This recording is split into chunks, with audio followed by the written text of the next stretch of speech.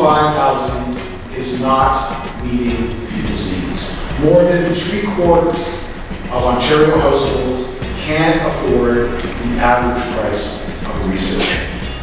Most renters and homeowners spend more than 30% of their disposable income on housing. So the challenge we face is that the supply of housing hasn't kept pace with demand.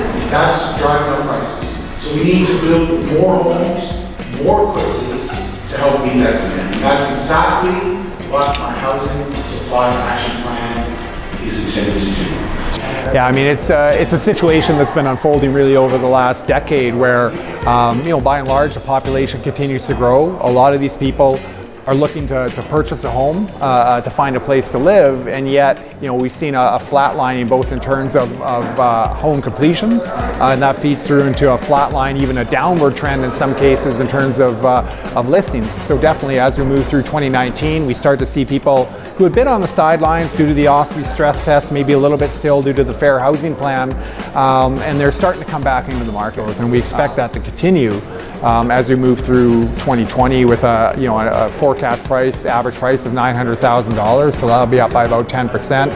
And sales are going to be up by about 10% as well, close to 97,000. From the perspective of a home buyer out there, and I think we had representatives from different levels of government at our event today, and I think everyone realizes that if you're thinking about our region, both in terms of housing people, but also remaining competitive, right? Because if you're attracting businesses, people will want a ready supply of housing, and that's something that's been quite constrained. And so moving forward, we need all levels of government to focus on, bringing on more supply, but also greater diversity of supply, right? Not just the dichotomy that we've seen a lot of over the last decade of detached or condominium apartment, but also that, what's been termed the missing middle. So more sort of mid-density types of housing that sort of bridges that gap for someone, say, moving from a condo apartment into their next home. It doesn't need to be that leap right into, say, a single family home.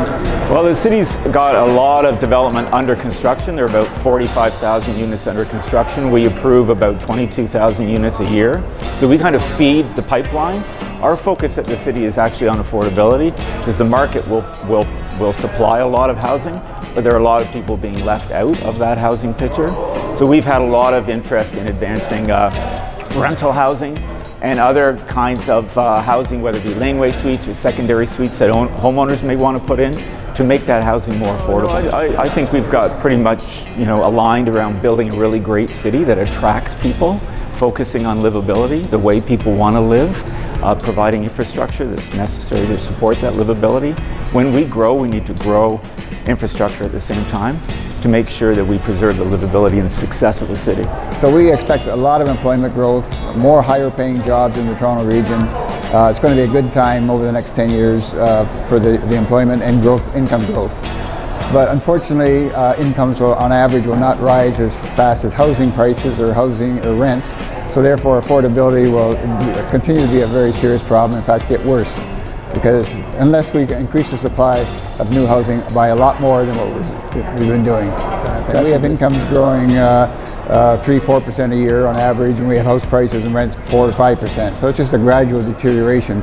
We are building somewhat more housing now, but we've just got to speed up the production of housing by changing the planning system to be much more proactive for new housing throughout the Greater Toronto region, not just the City of Toronto.